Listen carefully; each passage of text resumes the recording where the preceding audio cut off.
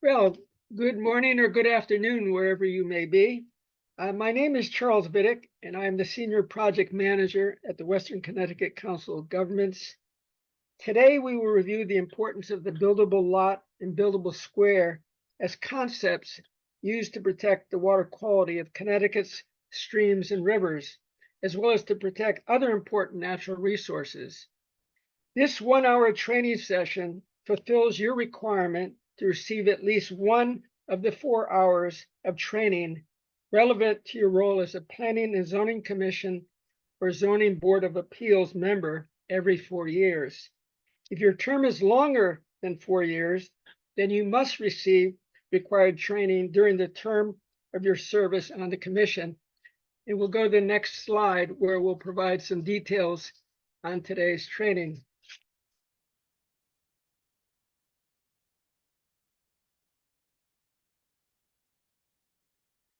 So I've already introduced myself, and today, of course, is July 22nd, and you will get 1 hour of credit as required to meet your training requirements under Connecticut General Statute Section 8-4C.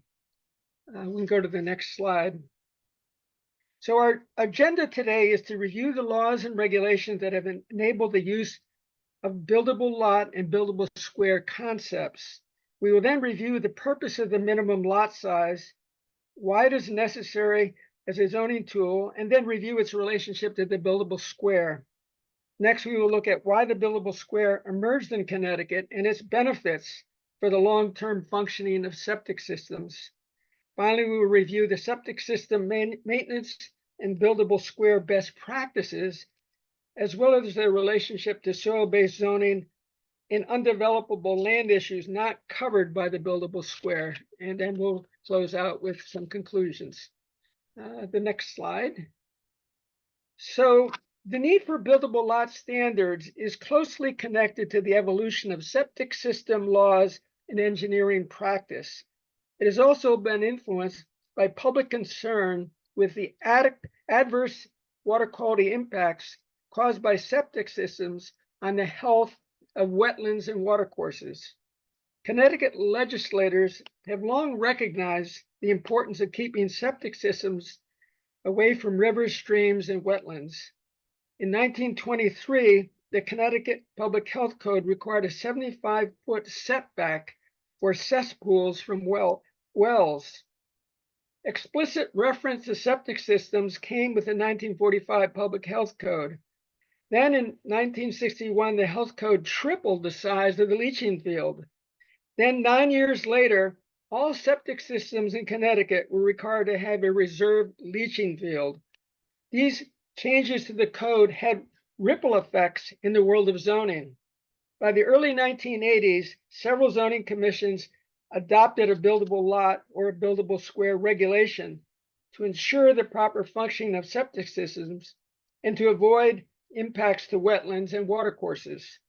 Today, as you'll see, there are 71 municipalities that have adopted buildable lot or buildable square regulations to address these public health and water quality concerns. Next slide. So let's now discuss the purpose of minimum lot size regulations, and we can go to the next slide. The engineering principles behind how a septic system functions are not that old. As we just mentioned earlier, it was in the 1945 Public Health Code that septic systems were first discussed. The concerns listed in this slide affect the functioning of a septic system, including such issues as shallow to bedrock, slow or fast percolating soils, steep slopes, and the proximity to on-site wells. A range of other environmental constraints have been identified that adversely affect the functioning of a septic system.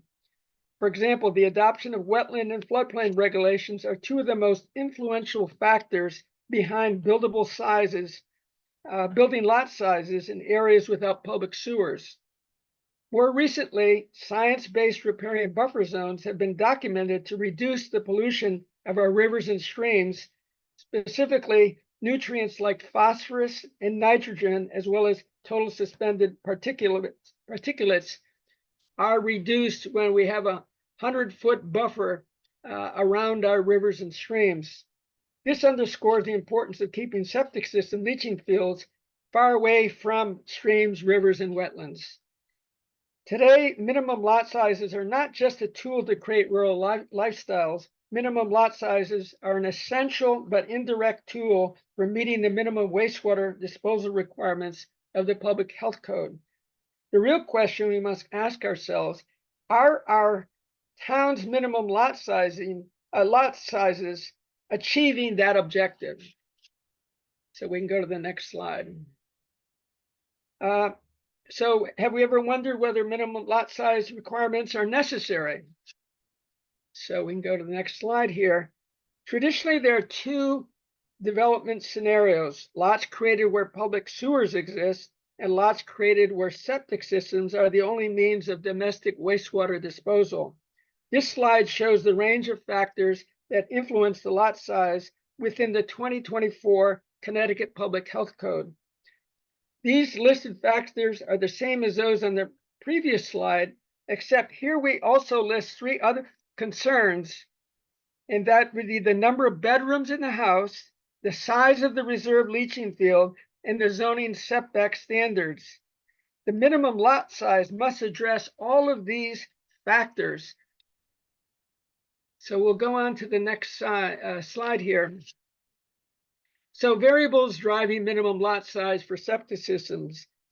The minimum lot size is influenced by three key variables that you'll see on the slide here. The soil percolation rate, which is in the lower left corner, the number of planned bedrooms, which is in the lower right corner, and the effective leaching area that is required to properly discharge domestic wastewater.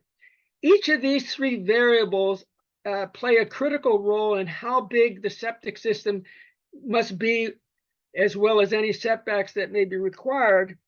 And so as a result, planning and zoning commissions play a very key role in establishing what a buildable lot would be, or a buildable square would be.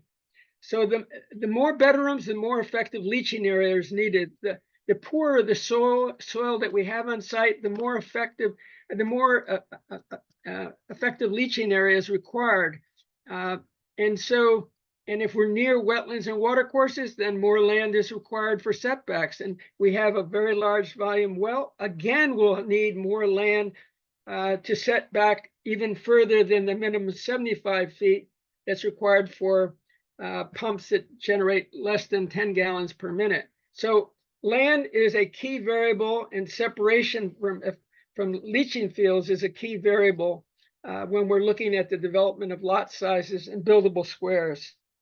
And we can go to the next slide.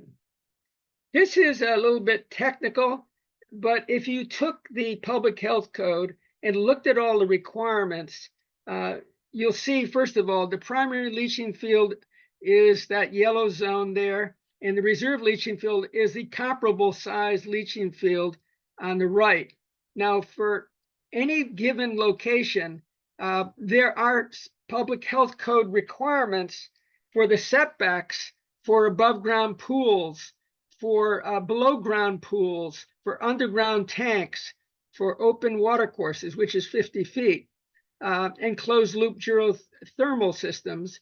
All of those require setbacks. And in any given case, the numbers may vary. If there's no underground tank, well, you don't have that issue. But the multiplicity of setbacks shows that at a minimum, 50 feet is required, at least, for most things that are going to happen on any given lot. And when you take all of these variables and add them up, we get to a position of being able to determine how big a lot is needed just to purely meet the septic system leaching field requirements, the well, which has to be 75 feet from the tank, and the overall size that's needed for setbacks on this property. That gives us the parameters that determine the minimum size based on bedrooms. So we'll go to the next slide and we'll see what that actually means in practice.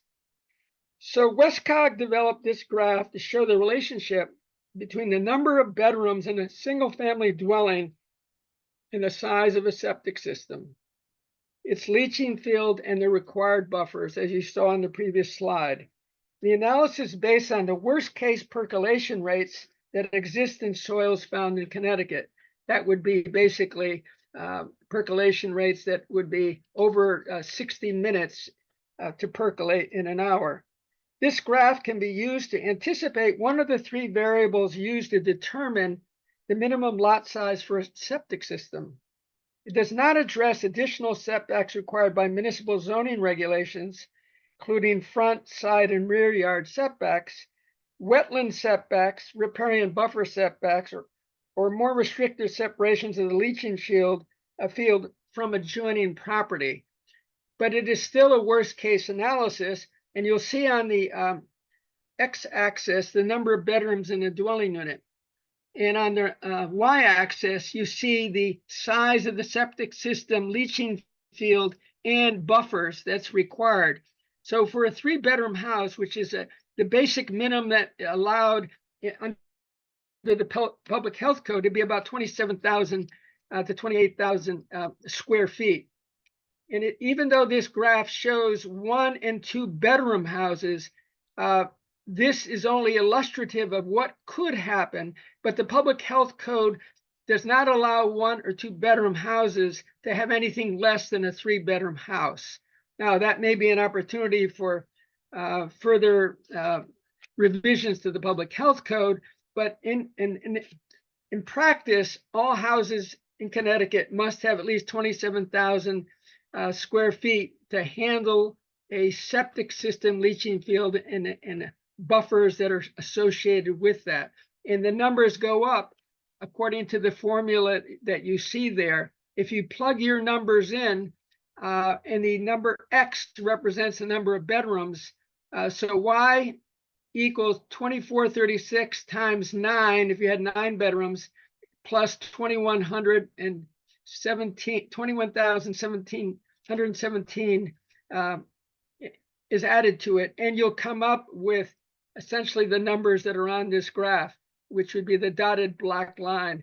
And this is extremely valuable because what it's telling us is that if you're going with a certain minimum buildable square, which we'll get into, that may not be acceptable or suitable if somebody decides to build a 9-bedroom house. So we'll go on to the next slide. So now we'll discuss the buildable square concept. And you can go on to the next slide here. The buildable lot versus the buildable square are essentially dealing with identical issues. The basic difference is that even though they both look at the minimum size, the proper shape, the minimum setbacks that may be required as far as the health code is concerned, they also deal with the environmental constraints in either case. The difference is that a buildable square is dealing with only that portion of the lot that's needed to achieve the goal of installing a septic system leaching field, rather than conflating and combining the size of the lot with the buildable lot or buildable square requirements for a septic system alone. The approach of the buildable square is a surgical approach. It is a precision approach. It means you're not requiring a 2-acre lot when only 1 acre is technically required. That would be an example, because a 9-bedroom house would be about 43,000 square feet on the previous slide. So it is a very precise tool, and yet it is not being used precisely in most of the towns in Connecticut, as we'll get into shortly. We can go on to the next slide. So let's look at the terminology used to describe a buildable lot, a buildable square, a buildable rectangle, and a buildable circle. All 4 concepts share a common purpose: to improve the long-term sustainable performance of septic systems. The one main difference is that a buildable lot concept can have exclusionary zoning overtones, whereas the other three tools are surgical in nature, as I mentioned, and they're designed to protect the functioning of the septic system for generations to come. While the buildable square has other functions, such as controlling lot line alignments, lot shape, and restrictions for easements and roads within the buildable square, the elimination of environmental constraints rises to the top priority of all of them because it is most related to the purpose of establishing a viable septic system leaching field. And in these examples you'll see here, the yellow squiggle is wetland soils. And the wetland soils in the buildable lot are shown in a larger lot because the towns that are using buildable lot concept may still require, for example, a 40,000 square foot lot, but they won't allow the wetlands to be part of that. So they might have to have a 50,000 square foot lot. So the result is because they're tying it to the lot and not to the concept of a square, it often can lead to larger lots to avoid having the wetland within the minimum lot size. In contrast, the buildable square or rectangle, it's fine to have it within the lot as long as it's not within the buildable square or rectangle. Now in Connecticut, the only one using a buildable circle is Greenwich, Connecticut. Almost all the other municipalities that are using these, and there's 59 of them that are either using the rectangle or the square as far as calculation procedures go. The little red lines going around are the setback lines for front, side, and rear. Those red lines on all four of these, that's what those represent. So you're really looking at a more precise tool that's focused on the purpose of the septic system functioning over time. That's basically the difference between a buildable lot and a buildable square, rectangle, or circle. So we'll go on to the next slide. So why and what led to the buildable lot concept? And we can go on here. Well, one of the most interesting things has been a 1974 study that found that the half-life of septic systems was 27 years. That means that half of those facilities, septic systems, failed within that first 27-year period. And because it's like radioactive decay, the next 27 years, half of those that existed will also fail. And so what you end up is not a straight line, but a gradual tapering off into infinity. And the whole purpose here is to show that septic systems can be failing almost from the get-go. In fact, many of them have failed historically, the ones that were built in the early 40s and 50s. And so it's very important to recognize that we have to do what we can to improve the performance of these septic systems because they're having an adverse effect on the hypoxic conditions in Long Island Sound, as well as in our rivers and streams. And basically, hypoxia is the lack of oxygen in Connecticut's rivers and in Long Island Sound, and it's caused excessive amounts of nutrients to be discharged when you have septic systems that are too close to rivers, streams, and lakes. Many of us may be familiar with all of the lakefront property that we have in Connecticut that was built in the 1920s with septic systems or cesspools at that time, or even privies that were just within a couple feet of these lakes and rivers and have continued to fail because they're not using the appropriate leaching field technology that came in the 1960s. And so many of our houses that were built before 1960s continue to represent threats to our water quality. And for those who may not be familiar with this, Connecticut is under a consent agreement with EPA to resolve the hypoxic conditions in Long Island Sound in the rivers and streams that flow into Long Island Sound. So this is something that is not a hypothetical. It's a very serious issue. And in fact, it's one of the reasons why the lobster industry has declined precipitously. It's not just because of climate change issues, but it's also by the degradation of the water and the enrichment of the water with excessive amounts of nutrients that has led to this problem that we have in our rivers and streams. We can go on to the next slide. For those who want to stay in compliant with the statutes and the laws and case law in Connecticut, it's important to understand that the buildable lot and buildable square concepts have been upheld by the Connecticut Supreme Court in the case of Timber Trails versus the Sherman Planning and Zoning Commission in 2007. And basically, the court said that the key is if you're going to use a buildable lot or a buildable square concept, you need to adopt these principles within the plan of conservation and development so that it is authorized through that process.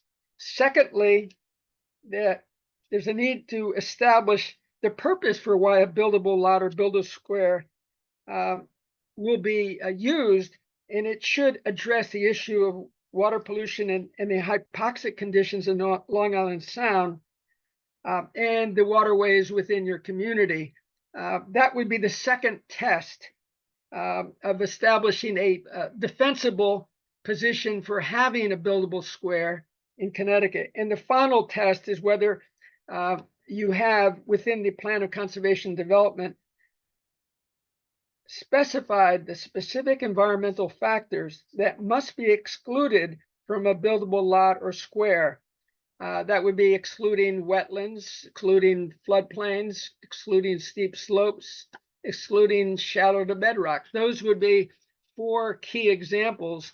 But the key to what the Supreme Court has said is that it's a 3-tier test, and those parameters need to be supported for the Connecticut Supreme Court to uphold any zoning regulation that may be established to accomplish these objectives.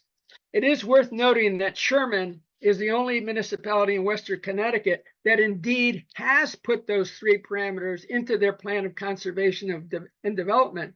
And I think that is an important indicator that at least they got it right. And I should tell you that Sherman was the prevailing party that won the case against Timber Trails. So they had done their homework, and they represent best practice in Connecticut. We can go to the next slide. So the benefits of long-term functioning of septic systems, should we be concerned? Well, let's look at the results of what a pretty extensive study that we did. 1970, 1980, and 1990, the US Census actually documented how many septic systems existed in Connecticut. From 2000 to 2020, there was no direct measurement of septic systems. However, there was a direct measurement of the number of dwellings that were being served by sewer systems. And so by that logic of having the information of who had sewers, public sewers, versus who did not, we were able to establish the total number of septic systems that existed in Connecticut to the year 2020. And the projections that we've made here represent a 2% population increase over the 10-year period 2020 to 2030, and again a 2% increase from 2030 to 2040.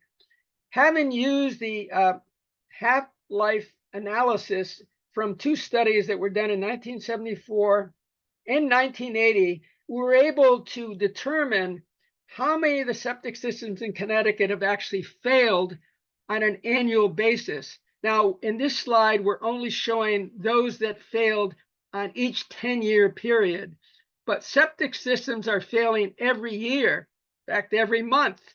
But this is to give a capsule view. And as you can see for the year 2020, roughly 10% of all septic systems failed in that year. And one of the things that we found that's most instructive is that in 1980, there were 357,496 septic systems. And of course, in 2020, there's only another 50,000 systems. So essentially, the vast majority of systems that we have in Connecticut are those that predated the 1980 period. In fact, if we had shown the 1970 data, almost all of them were from the pre-1970 period. So our biggest challenge is the total number of systems that have been around for more than 50 years and haven't really been properly maintained. And it's very difficult to actually know that a system has failed, except when you have noxious sewer gas or you coming out of your backyard, or you have a pool of surface water with sewage smells after a long rainstorm, or because septic effluent backs up into the home. And we're seeing more and more of those under extreme storm events. And as a result, while 90% of the time, especially if it's dry, you're not seeing these problems, when we have high groundwater levels, whether they're episodic or longer term, we're beginning to see some very serious results. And in fact, the proof is in the pudding. The proof is in what we see with the hypoxic conditions and the high nutrient levels in our rivers and streams in Connecticut, which is why EPA has this consent agreement with the state of Connecticut. We'll go on to the next slide. Now, after mentioning all of the issues that we're facing in terms of failing septic systems, and it's an enormous consideration, there are things that we can do to improve what's going on. Now, we should, of course, mention that a buildable square by itself does not solve a problem that is caused by other factors. And some of the things that have to do with individual responsibility, and to some extent municipal responsibility, has to do with the clean out cycle for removing the effluent from septic tanks, and also the removal of the tank filter and replacement or cleaning of that filter. Both of those are very important things that needs to be done on a regular basis. Secondly, homeowners can have a significant impact on the longevity of their system by avoiding chemicals and pharmaceuticals being placed into the septic system or going down their drain. And of course, avoiding using the septic system as a food waste disposal concept. Finally, if we're looking at the longevity of a septic system, some people may not realize that a leaching field is a very important component, the most important component of a septic system. And if you have compacted your soils by parking cars on top of the leaching field area, or you've planted trees that are going to tangle up and clog up the percolation of the leachate, these are significant issues that can actually result in the degradation or the failure of the system. Now, the interesting thing that we have in Connecticut, while we have 169 municipalities in Connecticut, only 8 municipalities right now require the maintenance of the septic system, and it's inspection on a routine basis, whether it's 3, 5, or 7 years. And the municipalities that are doing that in our region of Western Connecticut would be Brookfield, but the balance of the other towns are in the River Cog region, and they include Clinton, Deep River, Essex, Haddam, Old Lyme, Old Saybrook, and Westbrook.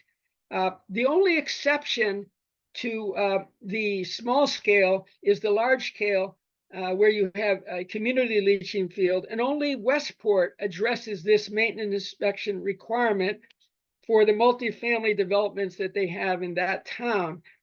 So they've anticipated the problem, which is far more severe when a multifamily house on a community leaching field fails. The consequences are far greater than one single family dwelling unit that has a septic system in a failure mode. So Westport's approach is a significant strategy for addressing what otherwise is left to the recognizance of the individual operator of the wastewater treatment system for multifamily housing. So we can go on to the next slide.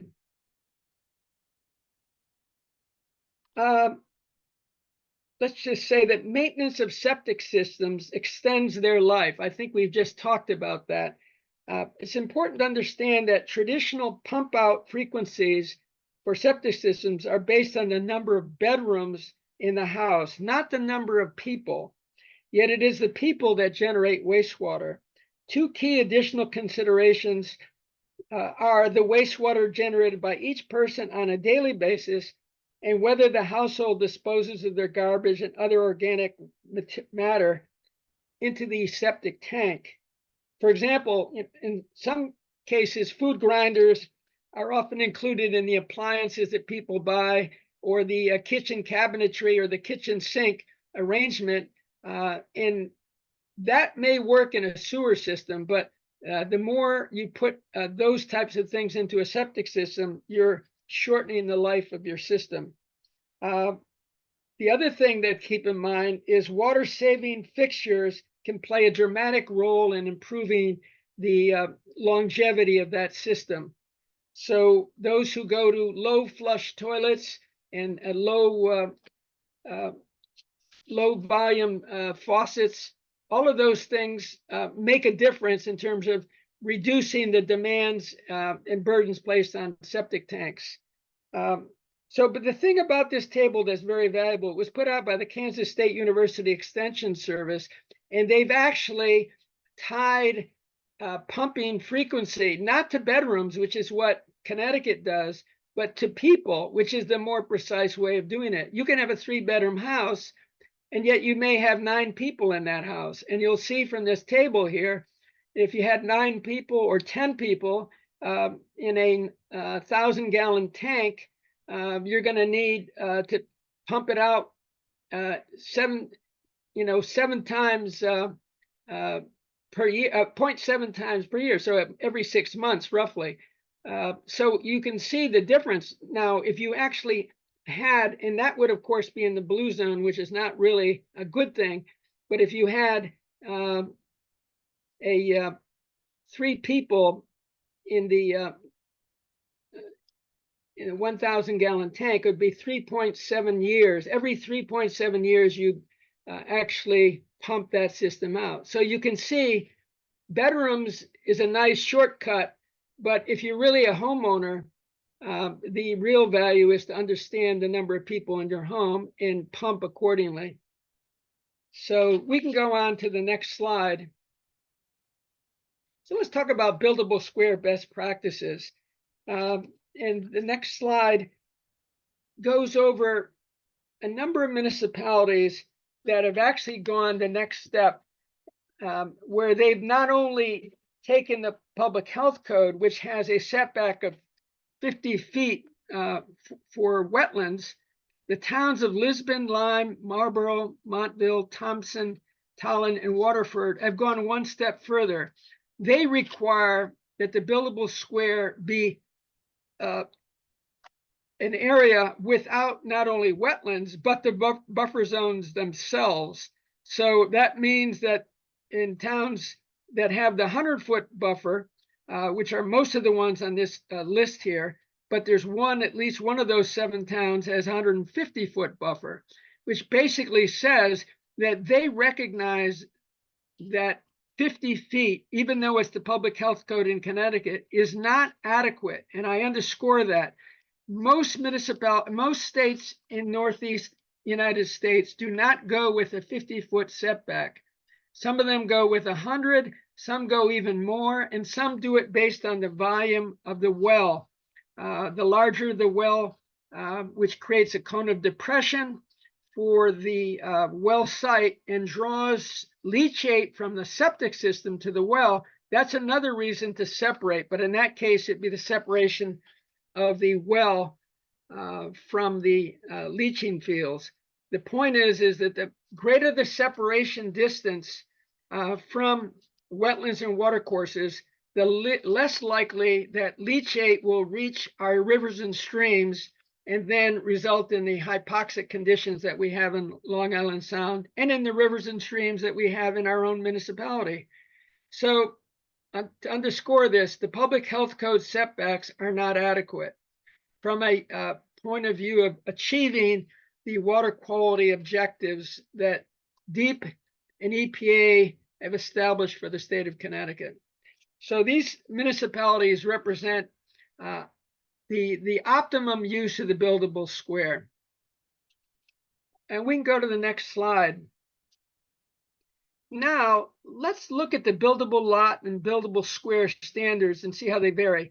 Just for background, there's 71 municipalities that have buildable lot, buildable square standards, but 59 of those are using the buildable square. The other 12 are using the buildable lot. While I put the two together in our training presentation, the buildable square is the more precise evidence-based strategy for dealing with issues of ensuring the long-term protection of our rivers and streams and the long-term functioning of septic systems. And of course, we've talked about the wetlands and watercourses being the two top priorities, but flood hazard zones, of which there's only 29 municipalities in Connecticut that exclude them from the buildable square or buildable lot, is equally important. There is some, I guess, misunderstanding of what the Federal Emergency Management Agency regulations are about. They are not a land use regulation per se, they're a flood insurance program. And as a result, because these were pre-science-based standards that the Federal Emergency Management Agency established, they allowed septic systems in the floodplain, provided they were dealt with appropriately, which meant having to make sure that they met the public health code. They should be elevated and met those standards. But the problem with putting them in a flood hazard zone, no matter how much they're elevated with an engineered system, you're still dealing with a episodic release from that septic system into the waters of Connecticut when you have the 100-year flood, could be the 50-year flood. It's whatever flood rises to the level of percolating the leachate within the septic system leaching field out onto the surface of the ground or underground, following the slope of the land until it reaches a river or stream. So it is not only a best practice, it really is the only way we're going to achieve any objective of reducing the hypoxic conditions in Long Island Sound is by not allowing septic systems in flood hazard zones. So these 29 municipalities that are doing that are to be commended, and they become the best practice for what other municipalities should do, given the challenges that we're facing of developing in a flood hazard zone, coupled with what that has meant for the hypoxia that we find in our rivers and streams.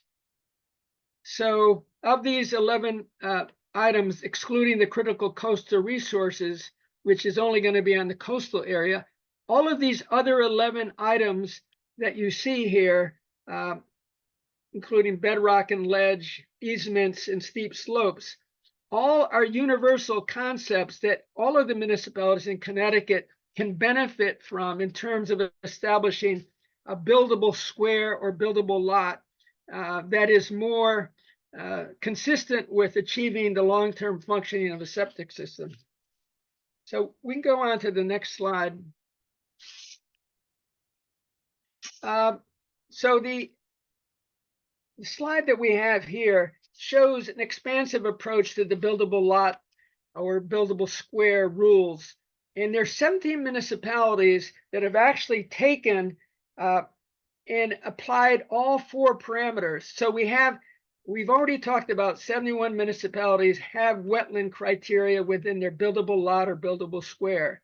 And of that group, 57 also have watercourse criteria.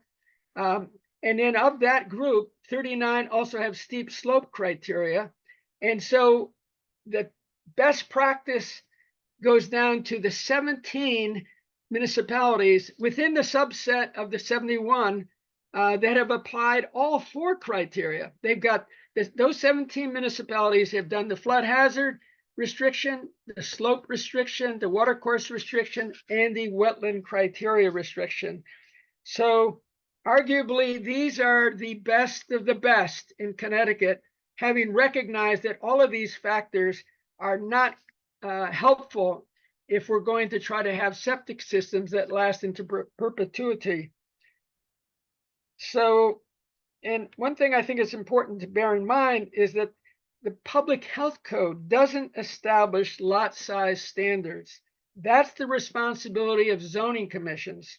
So that is why zoning commissions play a critical role in ensuring the long-term use of septic systems and establishes really the ground rules for how the public health code can come in and make the septic system on any given site established by the zoning commission to work right.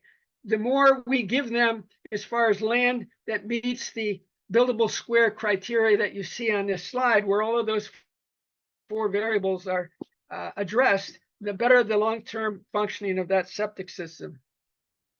So we can go on to the next slide. So yes, the buildable lot varies across Connecticut. And as you see here, 4 regions are really leading the way. 50% of the zoning regulations in Western Connecticut have adopted buildable lot or buildable square regulations. About 47% of all Connecticut municipalities have such regulations, but a slightly smaller number, that'd be 42%, have excluded wetlands from the buildable lot or square. Why haven't more municipalities adopted this planning tool on a town-wide basis to reduce the failing septic systems and protect wetlands? In part, it is one of the reasons this presentation is being given today. There's a lack of knowledge of the benefits of the buildable square as a sewer avoidance strategy. So we can move on to the next slide. So I call this the Goldilocks Buildable Square Challenge. What is just right in terms of the ratio? And that is, having looked at all of the municipalities that have the buildable square, that's the 59 municipalities I've talked about earlier. There's 59 that have the buildable square. There's another 12 that have the buildable lot with wetland exclusions. When looking at that, we found that the optimum ratio between the size of the lot under the zoning regulations and the size of the buildable square is somewhere between 30 and 50%. So based on what we talked about earlier, a 3-bedroom house would be about 27,000 square feet of area needed under the worst case scenarios that we've talked about earlier. This so-called worst case buildable lot size is designed to address the housing needs in most single-family dwellings in Connecticut. Or is that really enough? That's the question. Our analysis found the buildable square was often too small or too large with respect to the planned bedroom size of houses. That would be to the left on this square, on this screen here, and to the right. And the flat line to the very right is where 100%, those are the municipalities that require the whole lot to be meeting the buildable size that's needed for a septic system. In other words, it's engineered, over designed for too large a lot. Whereas at the other extreme, when you go down to 10, 20% of the buildable lot, which is on the left side of that 30% vertical line there, those are too small. So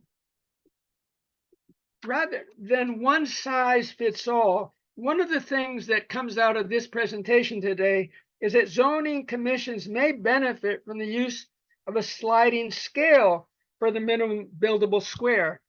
As long as it's uniformly applied throughout each district, which is a requirement of the statutes, that uniformity of approach within a district. So taking that approach, what would happen then is if somebody builds a 5-bedroom house, they don't need the same buildable square as somebody who's building a 3-bedroom house, or as a person who's building a 9-bedroom house. All that has to happen in that case is design it based on what the buildable square is needed to accommodate the bedrooms that are being proposed. So that's the challenge that we face when we have a fixed number that's determined to be the buildable square within any given community. The number will be too high or too low if it's not exactly a 3-bedroom house, for example. So these are very big challenges.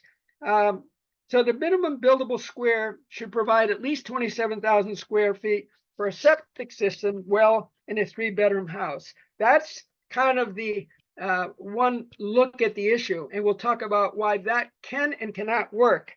So 33 municipalities in Connecticut have large lot buildable squares that do meet this standard of being between 30 and 50% of the total lot. And it turns out the average for these is about 42,000 square feet for the buildable square. And the average lot for all of those 33 that fall within the 50% and 30% is about 80,000 square feet. So that tells you that at least those particular ones have got it right when it comes to a fixed number. The issue about the flexibility approach that I mentioned, that we'll get into shortly. We'll go on to the next slide. So, and here it is, the buildable large lot and the small lot. If it's under 27,000 square feet, that will be a problem based on our analysis. And if it's over 43,000 square feet, well, a 9-bedroom house, basically, that's all is needed to achieve the 9-bedroom house. But if you're beyond that number, then it is too much. And there are some municipalities that have actually made their buildable lot standard 80,000 square feet. And you have to have, that is what they need. Everything has to be, all criteria that constrain your development must be out of there for the 80,000 square foot lot. So that's the other extreme. So getting it just right, like the Goldilocks story, means coordinating the size of the buildable square with what the bedrooms and the occupancy of that particular unit housing development would be. So we'll go on to the next slide. So under a worst case development approach, why wouldn't we look at what towns allow in Connecticut? 70 towns in Connecticut allow for 5 or more unrelated persons to live in the same house. So if 5 or more people live in the same house, wouldn't that argue for a larger number? And if we did do that, 34,000 square feet should be the buildable square. That's something that zoning commissions need to think about. What is your basic minimum? Or alternatively, as I've mentioned earlier, going with a sliding scale in which every house is looked at based upon what the bedroom proposal will be. So if we're looking at what zoning commissions allow, we probably will need something more than a 27,000 square foot buildable square for a 3-bedroom house. We might need something that's more consistent with what towns allow in terms of the number of unrelated persons. So we can go on to the next slide. So the buildable lot trends in Western Connecticut. Here we see that 15 of our 18 municipalities have a definition for buildable lot. Oddly enough, only 7 of them apply that concept across all lots and all zones within their municipality. And we have even a smaller number that require minimum buildable squares. That's called MBS. That's the third column over after municipalities. And in that group, we have 8. But if you're looking at the number of them that actually allow the wetland buildable lot criteria or include them, you'll see that if you line up Bridgewater says they have a minimum buildable square, and they also have a wetland buildable lot criteria. So there's 7 of them that have a buildable lot criteria, and some of them because of their buildable lot standards, and some because of their minimum buildable square standards. So we have an opportunity in Western Connecticut to dramatically improve the way we design the septic system component of a lot. And you'll see the actual numbers that are used by the size of small lot minimums, and that'd be the second, third, fourth, the 5th column, and the large lot minimum, which is the 6th column, and it's broken out by whether they have a wetland criteria, no, or yes, they have a wetland criteria. And you'll see that some of these criteria fall into way too big or way too small. And as a result, the question is, if you're too small, you're likely to fail over the long term. If you're too big, well, it only adds to the cost of a lot, although it's probably in the better interest of the long-term functioning of the septic system. So we can move on to the next slide. Let's talk about soil-based zoning versus the buildable square. And you can hit the next slide. Soil-based zoning only exists in a handful of municipalities. And you can see Bridgewater, Deep River, Kent, Killingworth, Sharon, Washington, and Woodbury all use soil-based zoning. The question is, how does that relate to a buildable square? Are the two in conflict or are they not? And it turns out that a soil-based zoning is really dealing with development within a municipality at the district level or at the town level, not at the lot level. So it turns out that all of these municipalities, the 7 municipalities that are using soil-based zoning, all by coincidence, or perhaps not, perhaps they've seen the light on this, they all use the buildable square as a site-specific planning tool. And this is one of the most interesting things, because these are the sophisticated towns who recognize that it's the soil conditions as one of the 3 parameters: bedrooms, soil conditions, and effective leaching area. Those are the 3 variables we talked about earlier. And this set of towns recognizes how critical it is what soils are underlying each of their zones. And more importantly, they also recognize that the buildable square is a much more surgical approach, because in any given district, you'll have a whole portfolio and a whole array of different soil types. So they recognize that there's a macro approach, which is soil-based zoning, and the micro approach, which is the buildable square. So we can go on to the next slide. Now let's talk about something that can be confusing, but I think it's important to understand. It's the non-buildable versus the undevelopable land. So if we go into the next slide, there's a variety of things that can happen that would make a lot undevelopable, but not necessarily non-buildable by the standards we've been talking about. There are some overlapping issues here, but between non-buildable and undevelopable. But you can have lack of highway access, which landlocks your property. If you have been abutting an interstate highway, for example, and you were bought out, your land is landlocked. It could be that you have curb cut restrictions for highway access on a state highway because of safety considerations, or you could have inadequate street frontage, for example, 3-foot street frontage, which doesn't stop you from developing the property, but in some towns, perhaps it could, depending upon the zoning regulations. And then you have situations where there's no groundwater, you have endangered species, a toxic waste site, highly erodible soils, or pyrrhotite, which is part of the superficial geology affecting a lot that you may want to buy. These are issues that do not show up in the definition of a buildable lot or a buildable square, but do result in making it difficult to develop properties with these. And mostly what you're running into is either engineering constraints or safety considerations. And we'll go into that in a little bit more detail as to how this works. You hit the next slide. So there are two perspectives as we go into this. One is, can an unbuildable lot be made buildable? Now, if we take the Connecticut Supreme Court case in Semino versus the Zoning Board of Appeals of Woodbridge, it turns out, a Zoning Board of Appeals does not have the authority to turn a unbuildable lot into a buildable lot.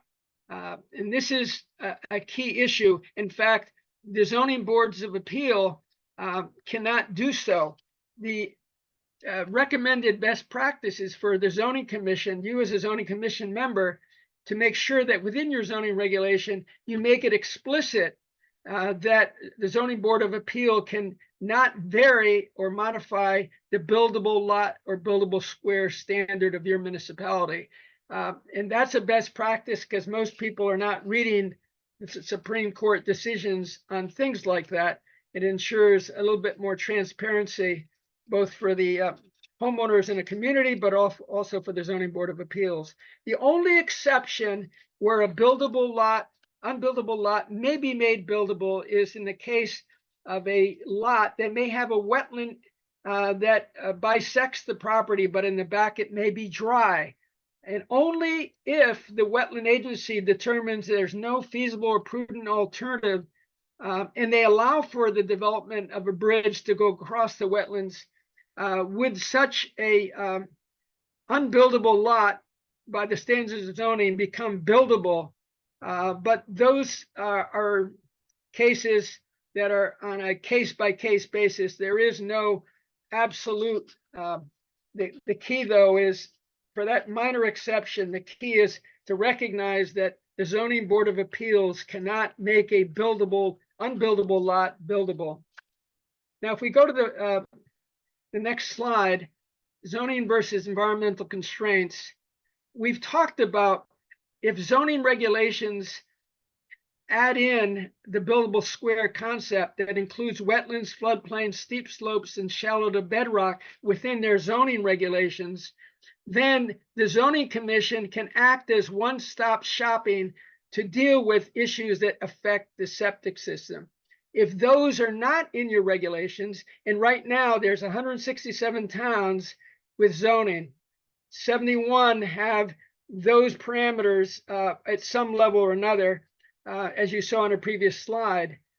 So the vast majority of Connecticut's municipalities are dealing with those not as a zoning constraint or zoning control, but they're leaving it as an environmental constraint, which means that whoever controls wetlands will decide, whoever controls floodplains will decide, whoever controls shallow to bedrock will decide. And of course, the wetlands would be the wetland agency, the floodplain would be the floodplain agency, which is not always the zoning commission, and the shallow to bedrock would be the town sanitarian or the public health district. So in essence, what zoning commissions that adopt the buildable square are doing are creating a one-stop shopping strategy to deal with things that can be solved very elegantly through the zoning regulations rather than having to wait for multiple other agencies to get involved to give their approvals. And when you get into landfills, lack of groundwater, and threatening endangered species and their habitats, you're dealing with respectively the Department of Transportation, you're dealing with the DEP or the Department of Energy Environmental Protection, and you're also dealing with the Connecticut Public Health Code and the Department of Energy Environmental Protection for the habitat issues. So it complicates things when environmental constraints are added to the number of issues that may be affecting any given lot. But the four that are in the middle there that overlap are a clear opportunity for why the buildable square makes sense in trying to have one-stop shopping within the zoning commission. So we can go on to the next slide and our concluding remarks. And you can hit the next slide here too. So today's key takeaway is the Buildable Square is a more precise tool for ensuring each lot has sufficient space for a septic system and dwelling without wetlands and other impediments. The size of the buildable square must rest on science-based evidence if it is to achieve the long-term functioning of the septic system and leaching field. While there's an increasing awareness of the importance of keeping wetlands away from septic systems, this has not been realized across the board in Connecticut. Only 42% of all towns prohibit wetlands within the buildable lot or square. More importantly, other factors, including steep slopes, watercourses, and floodplains, adversely affect septic system functioning. These environmental resource constraints must be addressed if we wish to extend the life of septic systems beyond their relatively low lifespan, which is anywhere from 27 to 36 years. The consequence of not doing so are expensive. Sewer extensions into rural areas is the consequence, and that is a very expensive outcome. With fewer and fewer areas of land with ideal development conditions, we now find ourselves receiving development proposals for land that is often virtually unbuildable. This is one of the many reasons why the buildable lot and buildable square concepts are rapidly being accepted as two key tools for protecting our waterways. They also help improve the siting of wastewater systems serving single-family homes in the rural areas of Connecticut. With as many as 30,000 to 40,000 septic system failures each year, which are going unnoticed, these are not small challenges. As a zoning commissioner, we each have a role to play to address the environmental impacts of poorly designed lots and septic systems in our state.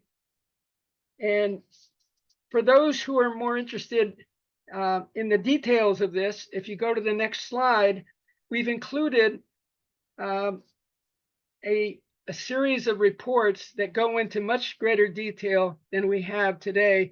The Buildable Square report that was done in 2023, an investigation of wetland commission practices that was done also in 2023, a study of the flood administration programs across Connecticut done in 2021, and of course the case for riparian corridor protections, which is really a zoning strategies to reduce pollution of inland waters and resultant hypoxia of Long Island Sound.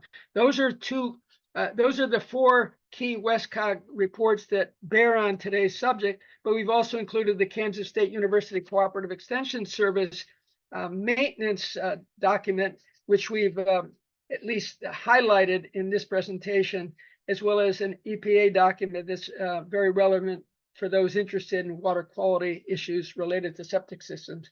So we appreciate your attendance at this, and should you ever have questions on any of these matters, feel free to contact us at WestCog. Thank you.